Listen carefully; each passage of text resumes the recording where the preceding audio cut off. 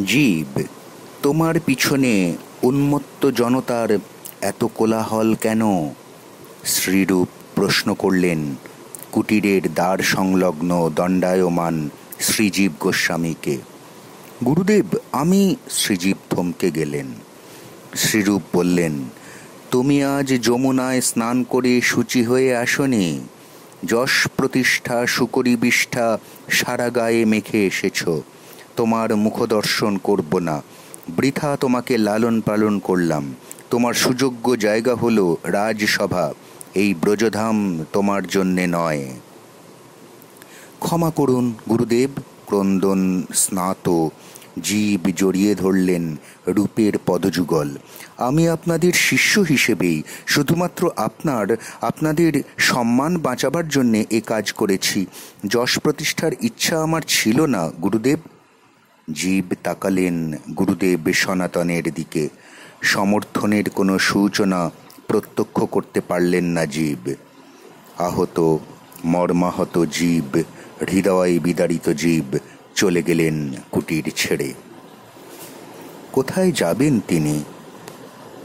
ধরাধামে আর কোথাও তো যাবার জায়গা নেই তাঁর।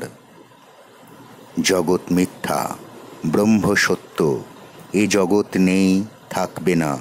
রূপ গোস্বামীর সেই মন্ত্রোত্থিত উচ্চারণ কানে ভেসে এলো, আ ইয়ে ধামানি দিব্যানি তস্তু।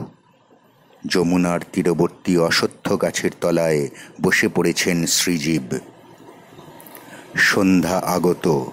জীব এই সায়ন সন্ধ্যাকে নিবিড়ভাবে অনুভব করছেন। তাঁর অন্তরাত্মা সায়ংকালে বসে সন্ধ্যার জন্য, তাঁর পরম চরম প্রিয়তমার জন্য অপেক্ষা করছেন। সন্ধ্যা, তুমি ধীরে ধীরে এসো, কাছে এসো, আরও কাছে এসো। সখীহারা হৃদয় আমার তোমার বুকে লুকোতে চায়। তোমার কাছে মনোকথা করি, প্রাণের নিভৃত নীরবতা তোমার কাছে প্রসারিত করি। তোমার গান শুনতে শুনতে, তোমার তারা গুনতে গুনতে চোখ বুজে আসে আমার। ভোর ধূসর হয়ে আসে, স্বপ্ন গধূলিময় প্রাণ প্রাণের মধ্যে গবাক্ষ দ্বার হারিয়ে ফেলে।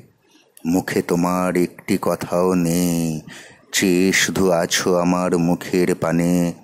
চেয়ে আছো অনিমেষ আহত চোখে।